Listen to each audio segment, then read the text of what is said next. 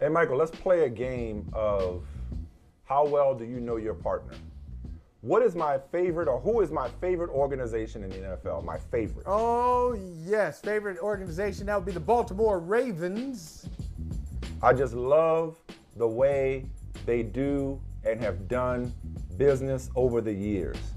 And they've made a major move today in the form of acquiring two-time All-Pro linebacker Roquan Smith, playing on an expiring contract. Remember, he had the hold in this offseason with the Bears. Yeah. A couple of days ago, we saw him literally move to tears when Robert Quinn was traded to another aggressive organization, the Philadelphia Eagles, for a fourth-round pick. Roquan Smith goes to the Baltimore Ravens just moments ago for second and fifth-round picks in the 2023 draft. The Ravens already had two fifth-round picks.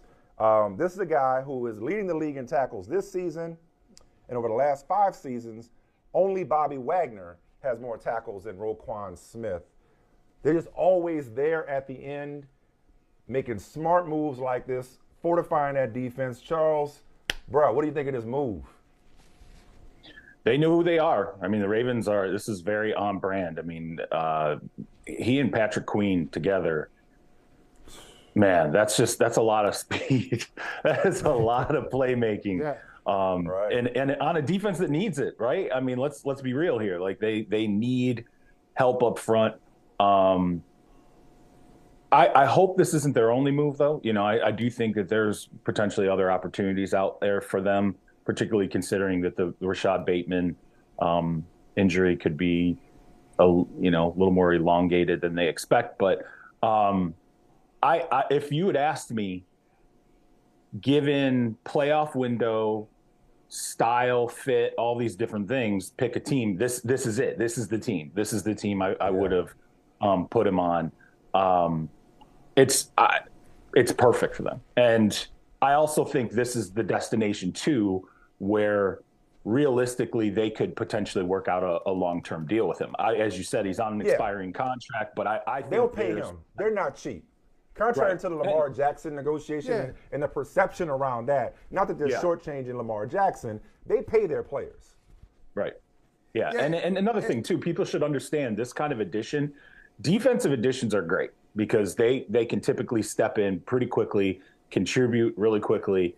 Offensive additions, there's more of a, it takes time to adjust and they play next week at New Orleans, so there's a longer week, if you will, before they play New Orleans on Monday night. Then they have their bye.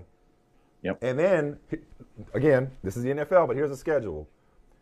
Play host to the Panthers on the 20th of November. They visit the Jaguars on the 27th. Play host to the Broncos on December 4th. At the Steelers on December 11th. Then they get the Browns, the Falcons, the first place Falcons, the Steelers again, and then they finish with the Bengals. So, favorable schedule, if we could say that in today's NFL. Yeah, they have a chance to get rolling. I would say this, though. Well, Charles, I want to look at the other side of it, though. I mean, as Michael pointed out, they already traded Robert Quinn for a fourth-round pick to Philadelphia. Yep. Now they trade Roquan Smith. Shout out to him because he expressed himself. He made himself very clear before the season started. They weren't working with him. He wanted a new contract. He wasn't going to get it. He said, I'm going to focus on the season, and he has. He has played well. The team hasn't, but he has. But they get a second-round pick and a fifth-round pick. So you trade two great players, and you get draft picks back, no first-rounders. I understand Ryan Poles, new general manager, but if I'm ownership, it can't just be we're rebuilding. Yeah, and what? Like, what's your plan? Like, what are you doing? Tell me something beyond, hey, these draft picks could turn into good players. Yeah, that's obvious. What's your vision for the Chicago Bears? Because if I'm a Bears player or a Bears fan today, I'm extremely discouraged. Well, first off, your vision is to not pay a linebacker $18 to $20 million in a rebuild that's going to take. By the way, that does not rush the passer.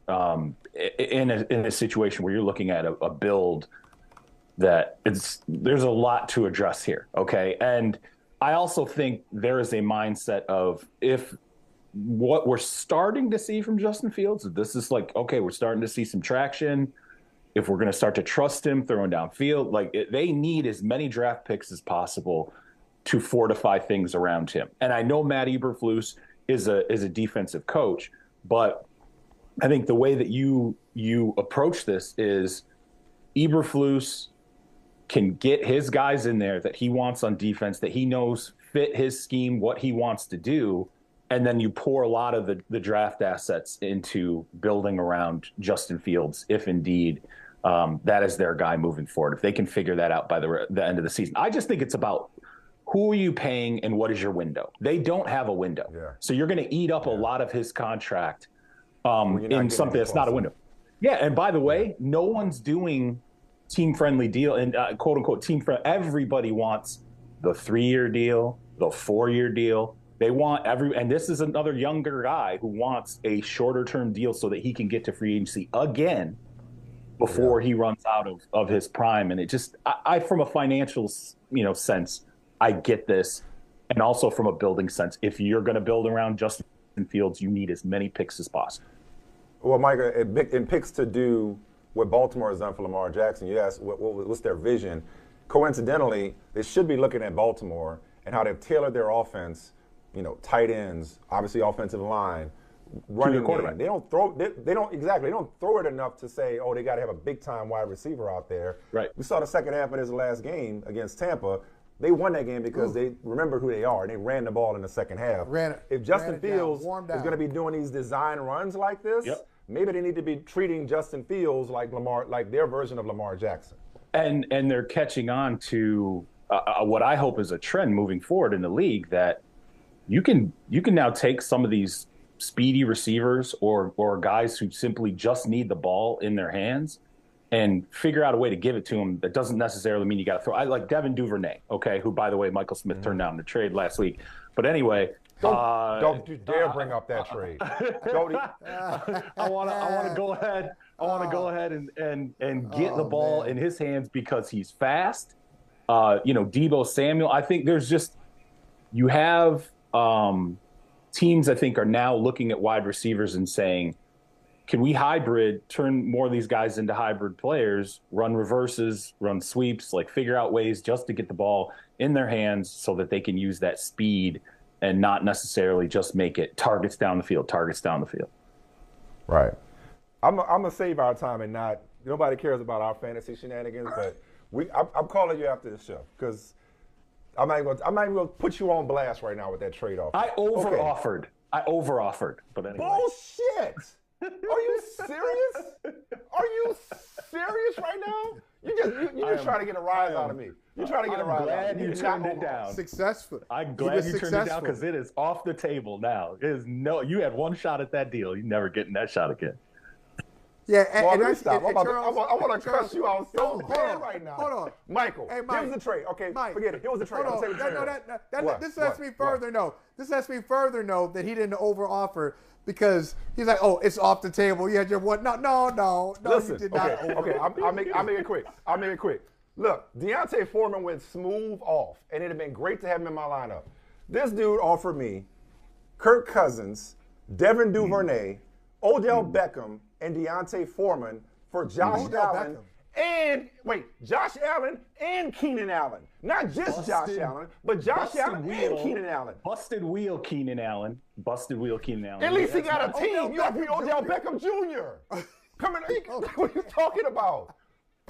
Deontay Foreman is off. Devin Duvernay? Devin Duvernay is. Hold on. Is Ava Duvernay coming with him? What kind of trade offer is that?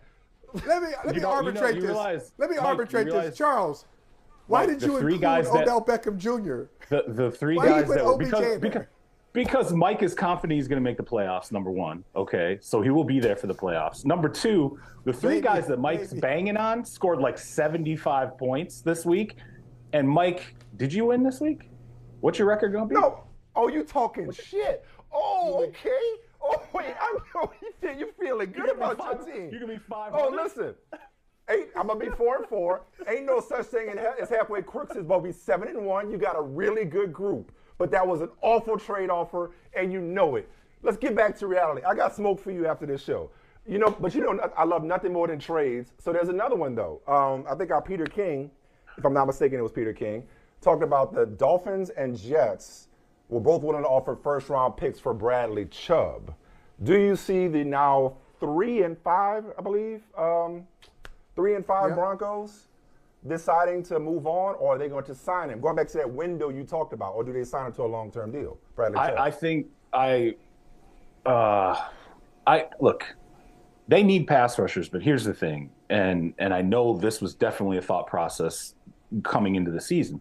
Health is a big deal. They would love to have Bradley Chubb and sign him to a long-term deal, but he misses a lot of games, and they do need him. But he is one of those guys that I think it's definitely possible that he gets dealt. Kareem Hunt, I think, is another guy. Brandon Cooks. Those are 3 individuals that I might even be more surprised if they don't get dealt at the trade deadline, because I think there's interest in all 3 of those guys, and I actually think there will be decent offers on the table when the deadline rolls around tomorrow. I follow football very closely, and I can almost guarantee you that I can't name all of Brandon Cooks' teams. If I try to talk about all the teams he's played for, I've forgotten somebody. How many times did he play for the Texans? Like 4 different times? Like, I don't know. I have lost track of Brandon Cooks and where he's going. But I do want to ask you about the real Josh Allen, not the fantasy Josh Allen, the real deal. Trades off the table. So, you would still take that trade in a second. Nope. So last time, what if anything did you learn last night from Sunday Night Football? Bills versus Packers. I know Diggs and Alexander were talking their stuff, but just looking at that game, those teams, what did you learn from that game last night, Charles? I thought it was really interesting how, look, the Green Bay running game, it gashed Buffalo at times. And I thought it was interesting that, I don't know if it was Von Miller who admitted it or if it was Aaron Rodgers, but that little kind of back and forth they had, I think it was Von, who said to Aaron, why aren't you guys throwing it more? He brought up the fact that they were just pouring everything into the run game, which I think was out of necessity. But I was a little alarmed that I'm like, okay, well, teams are watching this right now. The first thing they're going to do is say, how is Green Bay executing this? Because if there was a moment that Green Bay was going to get back in the game, it was because Aaron Jones was running over Buffalo. And so I think Buffalo is very much a perfect team. I think that especially if they're healthy. That Poyer injury. The Poyer injuries, that's problematic. But I would look at what Green Bay was able to accomplish running the football and see if that's a real weakness or if it was just Buffalo. Charles don't want that guy. Charles don't want that guy. He don't want that guy on his team. That guy's not good enough for his team. No, but honestly, you know what Aaron Rodgers is now? You know what Aaron Rodgers is what we used to call, and it had a negative connotation to it, but it's naturally part of all quarterbacks' job. Aaron Rodgers is the game manager now. That's the only way they're going to win is him handing the ball off a bunch of times to them 2 running backs. That's the best thing they do right now. There's zero question that the Davante Adams impact. This is 100% what we're seeing right now. Can they trade him back? If they go throw it to him one time, if you catch one pass from the Raiders, can we reverse that somehow? Isn't it? What's funny about it is neither, both guys are hurting. After Davante goes to Vegas, obviously Aaron does his deal in Green Bay, but they need each other, and they sorely miss each other at this stage. And given how things are going in Las Vegas, I really wonder if Adams had it to do over again, he would just say, hey, I wasn't treated the greatest by the front office. Yeah. 80-20. All right. 80-20 rule.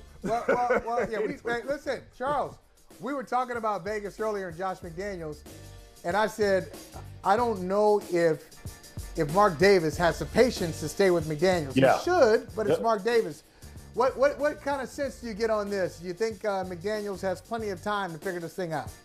I think that there's these lengthy conversations that are happening between Josh McDaniels and Mark Davis. It's because when Josh McDaniels and Dave Ziegler went in there, it was, we're not going to do the reboot, okay?